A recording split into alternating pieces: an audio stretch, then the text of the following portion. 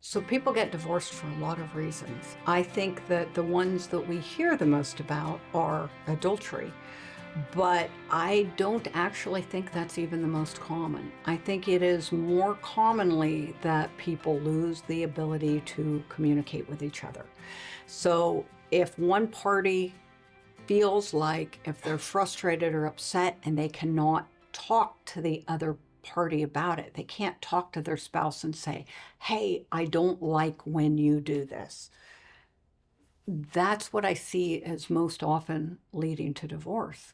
And I will tell you, I've spoken with a lot of people who have committed adultery. And usually, a breakdown in communication, an inability for two spouses to be able to talk about what's bothering them, to say what's going on in their life, precedes adultery. And adultery might be that final brick, it might be the straw, but there were problems long before that. I am very hesitant ever to tell somebody that they should not get divorced. I think that when a marriage ends, people have a mountain of self doubt and questioning. I have a lot of clients that come in, they're very concerned about how their family is going to react to them getting divorced. They're concerned about the community. They're concerned about the effects on their children. They're concerned about their church and judgment and their neighbors and what everybody's going to think. And they're concerned that this is the most important relationship in their life, and they have come to the conclusion that it has failed, that it is a failure. And I will tell you that when they get in my office after having overcome all those doubts and self questioning, they don't need somebody else questioning whether they're doing the right thing. If somebody is in my office, our job is to help and support them and guide them, not to second guess the validity of their decision. Nobody knows what's going on in a marriage except the people involved in it. If you're looking for an alternative to a divorce, there might be one for you. But you have to ask yourself, is your spouse also looking for an alternative to divorce? Because you cannot change the marriage by yourself. I've talked with a lot of marriage counselors over the years, and I had one tell me once that there was almost always a dragger and a draggee.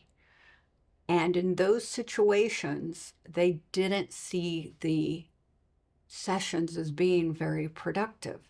If you're going to have a productive marriage counseling session, you need two people willing to participate in it. You need two people willing to find fault not with each other, but with themselves. And you need two people willing to accept responsibility and try to make a change. If you want an alternative to divorce, you need to ask yourself, is your spouse looking for one as well? And if your spouse is not looking for an alternative to divorce, what you need to ask yourself is not, can my marriage be better? Or is divorce right for me? But would I prefer a divorce to the marriage that I have right now? Because if your spouse isn't trying to change it, it's not going to change on its own. One of the biggest problems that I see couples grappling with when they're in my office and when they're going through the divorce process is difference in levels of financial responsibility. And what I mean by that is I have seen very happy marriages where the couples were completely financially irresponsible. And I've seen very happy marriages where the couples had high levels of financial responsibility.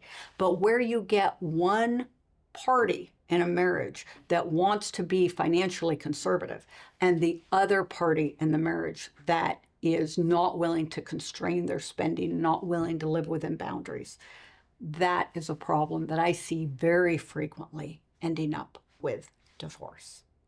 Another issue that you see touted a lot is adultery. And I will tell you, absolutely, adultery is one of the main drivers for divorce. Now, does that mean that if somebody had an affair or made one mistake that their marriage is over? No, statistically, most marriages will survive an affair. But I can also tell you that in most of the cases in my office, there has not been one affair. There have been several affairs. And that is because some people use sexual acting out as a way to deal with problems. And if that's their behavior, nothing is going to change that. So absolutely, does adultery lead to a lot of divorce? Yes. I think the number one thing that you need to consider before filing for divorce is, can you live with your marriage as it is? Do you want to live with your marriage as it is? I'm Ruby Bolton, the founding attorney of the Bolton Law Firm. If you have found this video helpful, please click below. We have more information that we'd love to share.